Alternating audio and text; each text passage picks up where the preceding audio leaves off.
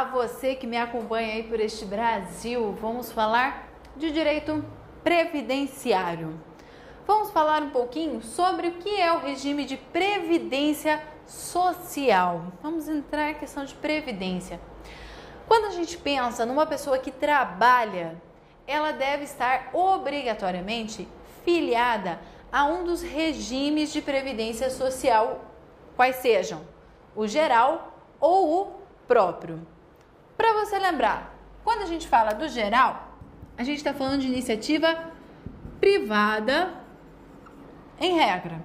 E do próprio, nós estamos falando do setor público, aonde você quer entrar, não é verdade? Está fazendo aí seu concurso, está querendo entrar no regime próprio de previdência social, que são para aqueles ocupantes de cargo de provimento efetivo. Perfeito?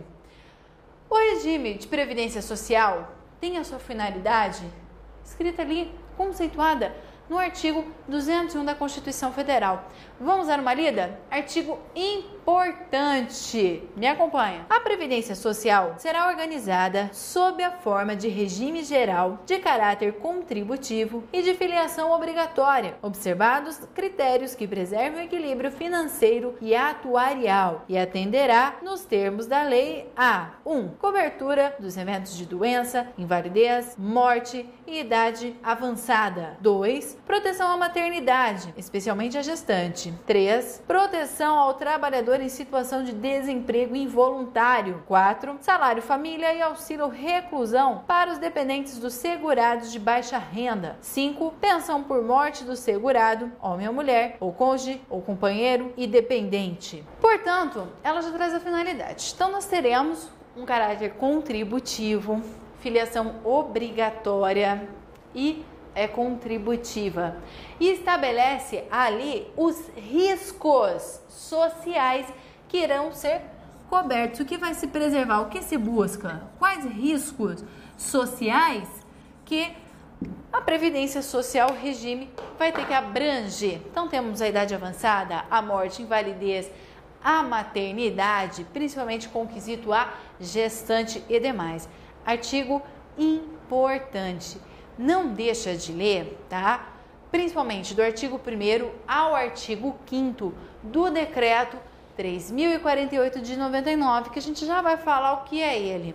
Mas anota aí, dica importante, leia esses 5 primeiros artigos. Eles costumam aparecer muito em prova, trazendo as finalidades de saúde, assistência, previdência da Seguridade Social, tá ok? E também temos na Constituição Federal, né? Nosso artigo 201. Claro, na Constituição também estão estabelecidas a finalidade de saúde e assistência social. Perfeito? Então vamos falar sobre esses regimes. Então, em regra, quem está no regime geral é os trabalhadores da iniciativa privada. Os servidores públicos estarão aqui, no regime próprio de previdência social. Em regra, tá? Nem sempre será assim. Isto é, muitas vezes, o servidor de um determinado município não está amparado por um regime próprio. Este não foi criado pelo seu município, tá ok? Então, não necessita, em regra, que todo servidor de cargo de provimento efetivo esteja amparado por um regime próprio. Tem situações que não estará. E aí, onde que ele vai entrar? Ele vai entrar no regime geral. Mas todos os trabalhadores deverão estar ou no regime geral ou estar ali no regime próprio de previdência social, tá ok? Mais um detalhe que você deve cuidar e ter atenção com relação aos servidores públicos. É vedado ele se inscrever e ser filiado no regime geral como segurado facultativo. Isso é vedado, tá ok? Então, por exemplo, você foi aprovado no seu concurso, está aí trabalhando, servidor público, e quer aumentar o seu benefício, pensa, poxa, vou me aposentar no meu regime próprio, mas eu também queria ter uma aposentadoria lá no INSS, vou começar a contribuir facultativamente. Isso é vedado, é proibido, tá ok?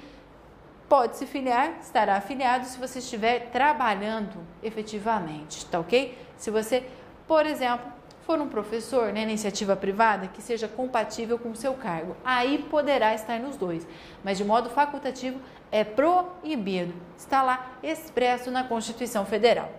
Temos também as chamadas previdências complementares, tá ok? Isso é, são de caráter facultativo. Eu não sou obrigada a aderir a esses regimes, tá ok? Então, nós temos a oficial e temos a privada. Oficial é criado, claro, pelo governo. Então, vamos começar a preencher aqui o nosso quadro. Primeiro ponto, quem administra? O regime geral vai ser administrado pelo INSS, o Instituto Nacional do Seguro Social, tá ok? O regime próprio, ele será administrado ou pela União, pelos estados ou então municípios, tá ok? Previdência complementar oficial, quando criada pelo ente público também, União, estados e municípios. E a privada, aqui geralmente vai ser por bancos, pode ser instituições também privadas, mas o exemplo clássico fica sendo os bancos, em geral, bancos, seguradoras, que poderão criar essa previdência complementar privada, tá ok? Aqui na privada, nós temos duas situações, ela pode ser fechada ou ela pode ser aberta, isso é, fechada ali somente para um grupo. Por exemplo, eu que sou advogada, a OAB do Paraná tem a previdência complementar privada, fechada ao grupo dos advogados, mas pode ser aberta. Posso contratar no Banco do Brasil, na Caixa Econômica, livremente, tá ok? Então, nós temos esses sistemas. Por exemplo, o complementar oficial, até a questão federal hoje, quem entra, quem ingressa, né, no Serviço Público Federal, vai ter um teto no seu regime próprio e poderá, facultativamente, não é obrigado, pagar essa previdência complementar que foi criada, tá ok? Quem são os filiados? Então, quando a gente pensa no regime geral, a gente já lembra de quem trabalha na iniciativa privada. Toma cuidado, porque aqui, no regime geral, vão entrar também os chamados empregados públicos. Quem são os empregados públicos? Pessoa que trabalha no Banco do Brasil, na Caixa Econômica, faz concurso público, porém não vai ser um servidor que está vinculado a um regime próprio. Ele é empregado público, vai obrigatoriamente contribuir, cair aqui no INSS, no regime geral de previdência social, tá ok? Bem como também poderão estar aqui aqueles servidores públicos não amparados por um regime próprio de previdência social. Se o servidor não tem, eu trabalho, sou concursada, cargo de provimento efetivo no município, porém meu município não tem, não estabeleceu um regime próprio de previdência, aí eu estarei vinculada ao regime geral. Regime próprio, como a gente já falado, servidores públicos, né, em cargo de provimentos efetivos. A previdência complementar também vem esses servidores públicos, né, de cargo de provimento efetivo, e os bancos, todos que se interessem a eles, tá ok? Quem quiser se interessar, quem quiser fazer uma previdência complementar, pensar no futuro, pode fazer, sem problema nenhum, tá ok? Então, quando a gente fala de público, né, estabelecido, Constituição e lei, nós temos dois previstos, regime geral e regime próprio de previdência social, tá ok? O que nos interessa ao estudo é o regime geral de previdência social. É aqui que a gente vai fixar.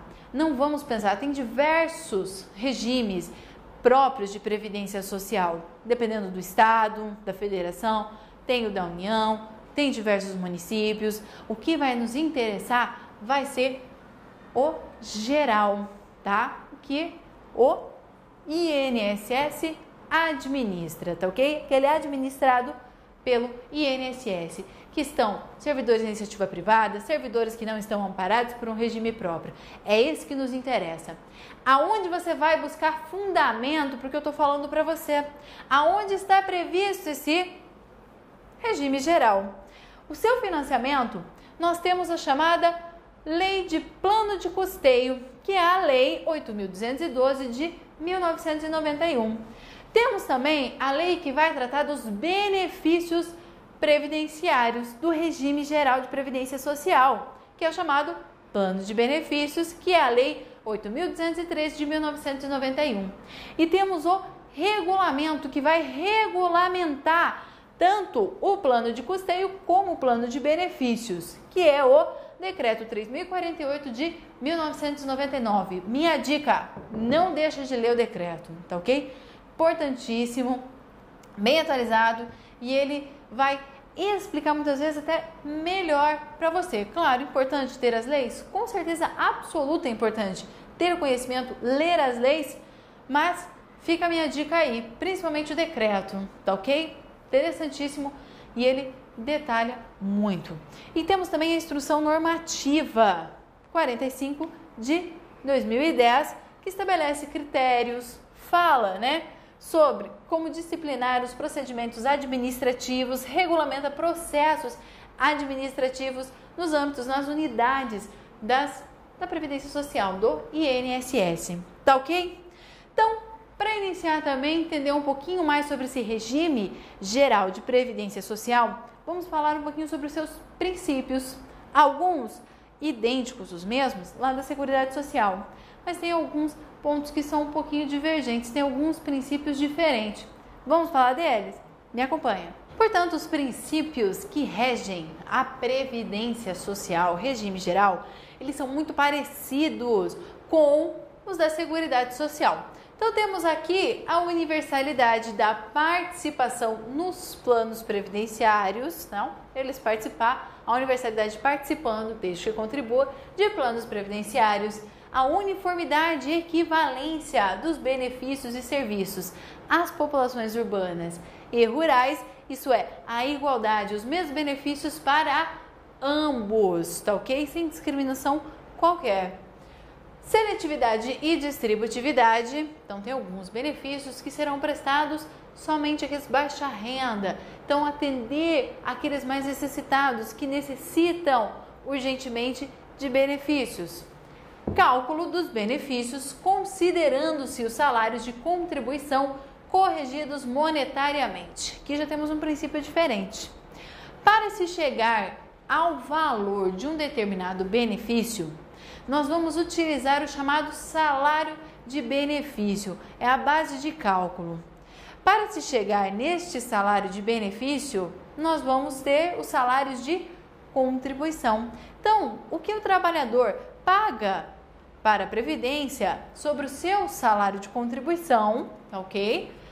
Esse valor será corrigido monetariamente no momento da concessão do benefício, vai entrar no cálculo daí do salário de benefício para conseguir se apurar o montante a ser pago a título de aposentadoria por idade, auxílio doença, o benefício requerido.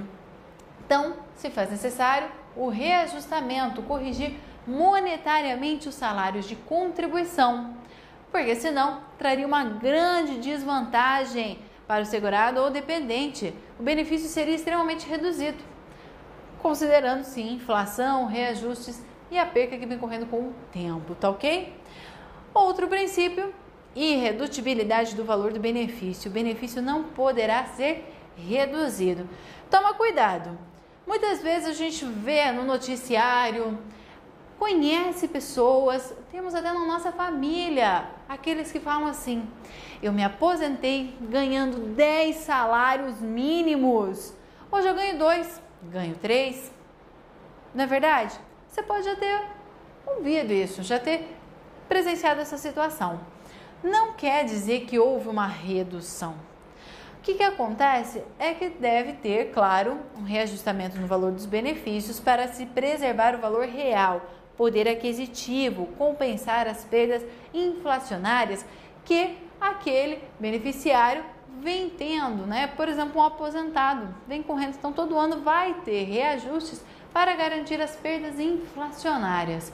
Mas, lembre-se, primeiro detalhe, o salário mínimo há 10 anos atrás é bem diferente do que é hoje, não é?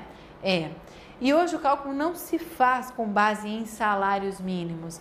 Eu me aposento com uma média. Vai se pegar esses salários de contribuição, vai se apurar a média desses salários de contribuições para se chegar. Então não se fala em salários, tá ok? Então você se aposenta com valor X, não comparável a um salário mínimo, a 2 salários mínimos. Pode até ser um salário, pode dar até 2 salários mínimos quando você se aposenta, mas não é sobre o salário mínimo que irá se aposentar. Então tem reajustes, pode não ser tão justo, né? Esses reajustes, causar realmente o defasamento, mas está seguindo os princípios da lei e seguindo este princípio, tá ok? Se faz cálculos e se garante, pelo menos, dá poder aquisitivo para a pessoa, né, compensar as suas perdas inflacionárias, tá ok? Então se garante esse reajustamento quando se fala de benefícios da Previdência. Outro, o valor da renda mensal dos benefícios substitutos do salário de contribuição ou rendimento do trabalhador segurado não inferior a um salário mínimo. Toma muito cuidado com este inferior a um salário mínimo. Tem alguns benefícios que estão previstos na lei que vai dar menos de um salário mínimo. Então, por exemplo, o sujeito, tá? Se apurou, chegou ali o cálculo, um salário mínimo, ele tem direito ao auxílio acidente. Como o salário de benefício se apurou um salário mínimo, 50% do salário de benefício, ele vai ganhar meio salário mínimo. Pera lá, mas temos um princípio aqui que a renda mensal dos benefícios substitutivos do salário de contribuição não poderá ser menor que o salário mínimo. Perfeito. Por exemplo, este benefício do auxílio acidente não é substitutivo do salário de contribuição. O sujeito pode receber ele e continuar trabalhando, pagando, sem problema nenhum. Ele é meio que uma indenização, tá ok? Para compensar uma sequela, né, decorrente de algum acidente. Ele não é substitutivo do salário de contribuição, assim como não é o salário família, que também será um valor inferior ao salário mínimo. Então tem que tomar muito cuidado com isso, tá ok? Toda vez que for substitutivo do salário de contribuição, pode ser inferior ao mínimo? Pode. O que não pode é, por exemplo, a aposentadoria, que em regra vai substituir esse salário de contribuição. Perfeito? Próximo princípio é o caráter democrático e descentralizado. Assim como na Seguridade Social, na Previdência também nós vamos ter a participação da administração na gestão em órgãos colegiados do governo, dos aposentados, das empresas, dos trabalhadores. Perfeito? Então, nós temos caráter democrático e descentralizado, tá ok? Da administração. Perfeito, visto esses princípios rapidamente, vamos falar sobre filiação. Vamos começar falando um pouquinho agora sobre segurados. Quando a gente fala de previdência, nós vamos ter benefícios, ok? Tem aposentadoria, tem auxílio, tem salário, tá? Diversos benefícios. Para fazer jus a esses benefícios, o sujeito deverá ser segurado ou então dependente. O dependente tem aquela ligação com o segurado, isto é, ele é o filho, ele é o cônjuge, possui uma ligação com o segurado que faz ter direito a benefícios específicos para ele. O segurado, ele tem que ter um vínculo com o INSS, com a Previdência, para que gere direito a esses benefícios. Este vínculo que se estabelece é o que chamamos de filiação. Então, é aquele vínculo que vai dar direitos e obrigações. Qual direito? De receber benefícios e a obrigação do segurado pagar. Qual que é a obrigação do INSS? Conceder os benefícios que são previstos em lei. Perfeito. Então, deste vínculo vai decorrer direitos e obrigações de ambos os lados. Vai correr de dois modos. Quando a gente falar de segurados obrigatórios, A filiação ela é automática. Passei a exercer uma atividade remunerada, eu já tenho essa filiação, eu já criei este vínculo com a Previdência. Quando a gente fala de segurado facultativo, só vai ocorrer a filiação no momento que se concretizar a inscrição com a primeira contribuição sem atraso. Aí se cria este vínculo que vai decorrer seus direitos e obrigações, tá ok? Então, filiação, ela vai se diferenciar da inscrição. A inscrição é uma formalização, é ir lá, apresentar meus dados no INSS, fazer a inscrição, toda a formalização, os dados no cadastro. A filiação, exerceu atividade remunerada, segurado obrigatório, está exercendo uma atividade, ele já tem essa filiação, já tem esse vínculo com a Previdência. Ele está obrigado, no primeiro momento, a contribuir, perfeito? E depois receber benefícios. Todos os trabalhadores a partir dos 16 anos de idade serão filiados obrigatórios. Eu estou exercendo uma atividade remunerada, eu sou filiado obrigatório. 16 anos, tanto para segurado obrigatório como facultativo, é a idade mínima para poder se inscrever, estar filiado ao INSS. Não tem exceção? Tem. A exceção está lá no artigo 7º da Constituição, que estabelece 14 anos para o menor aprendiz, que é um empregado, será um segurado empregado. Para ele, nós temos uma exceção. Ele sim poderá participar, estará filiado aos 14 anos de idade. É a única exceção. Os demais casos, 16 anos de idade. É o que estabeleceu a Constituição Federal. Então, pode-se iniciar as suas atividades, poder trabalhar com 16 anos e a partir deste momento, exercendo a atividade, você se torna filiado, cria esse vínculo com o INSS, com a Previdência. Perfeito? Os servidores civis, militares, bem como os trabalhadores, que estejam na iniciativa privada, tá? Em atividades concomitantes, estarão filiadas obrigatoriamente a cada uma delas. Exemplo, eu posso ser servidora pública e dar aulas. Servidora pública, eu estou atrelado ao regime próprio da União, vamos supor. Enquanto vou dar aulas em uma entidade, uma escola particular, eu estou ligada daí ao regime geral de previdência social. Estarei filiada? Estarei. Por exercer essa atividade de professor, estarei filiada. Lembrando mais uma vez, é vedado para os servidores civis e militares que estão amparados por um regime próprio se inscreverem de modo facultativo, como segurado facultativo no regime geral.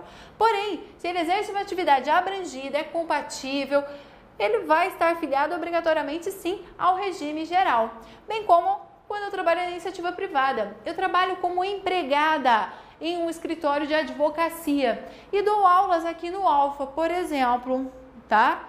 Eu estou filiada como empregada lá, eu tenho outra atividade aqui, ou vamos supor que eu desse aulas particulares e me encaixasse como uma contribuinte individual, uma outra categoria de segurado obrigatório. Estou filiado a cada uma delas, tá ok? Então eu tenho uma filiação por essas atividades, mesmo concomitantes, estou filiada delas. E a inscrição, ato de formalização nessas atividades e de quando eu passo a exercer a mesma atividade como segurado obrigatório ou mesmo depois como facultativo, é a formalização dos cadastros da Previdência, do INSS, a grosso modo. Um detalhe sobre a inscrição que é importante, a chamada inscrição post-mortem, isso é, após a morte. Ela é, em regra, vedada, proibida, exceto para o segurado especial, que é uma outra categoria também de segurados obrigatórios, perfeito? Então anota, é isso que você precisa ter na sua mente. Post-mortem é vedado, é proibido, isso é, eu não posso inscrever a pessoa na Previdência, então decorre a filiação, Eu sou contribuinte individual, tenho que pagar as minhas contribuições. A partir do momento que eu estou exercendo essa atividade, estou oferindo lucro com a minha profissão, sou profissional liberal, trabalho de modo autônomo, eu tenho a obrigação, eu sou filiada, eu crio esse vínculo com a Previdência. A lei me obriga a passar a contribuir para a Previdência Social. eu não cumpro com essa minha obrigação. Não pode, depois da minha morte, meus dependentes virem a me inscrever na Previdência Social, perfeito? Exceto o segurado especial. Este é o único que vai poder fazer essa inscrição post-mortem, tá ok? Então esse é o principal que você deve saber, conhecer sobre essa filiação, quando começa a acontecer este vínculo.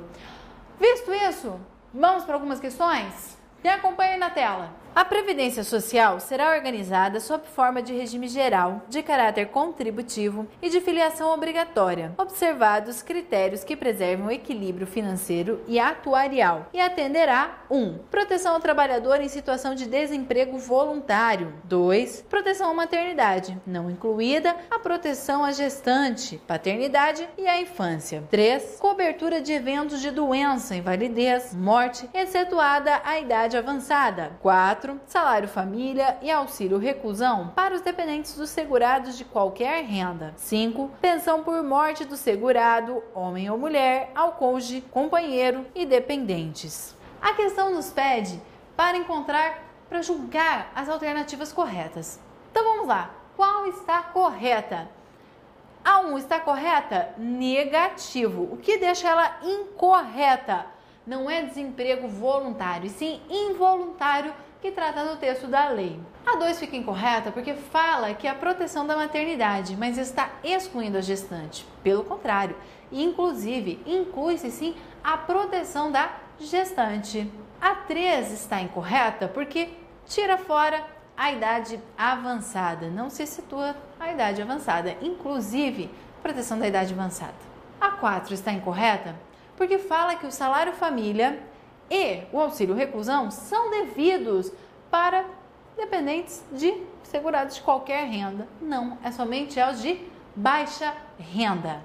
E a 5 está corretíssima. Está de acordo com o que dispõe lá no artigo 5º do decreto 3048 de 99, até mesmo a Constituição. Perfeito?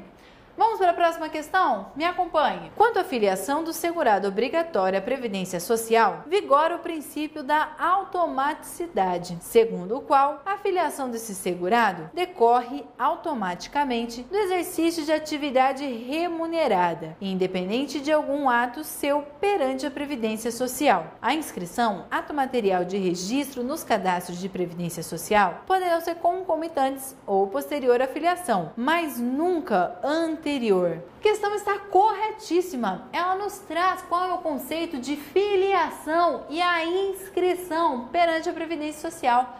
Perfeita, questão completa, que explica muito bem o que é filiação e o que é inscrição. Perfeito? Bons estudos aí para você e nos vemos numa próxima. Até mais!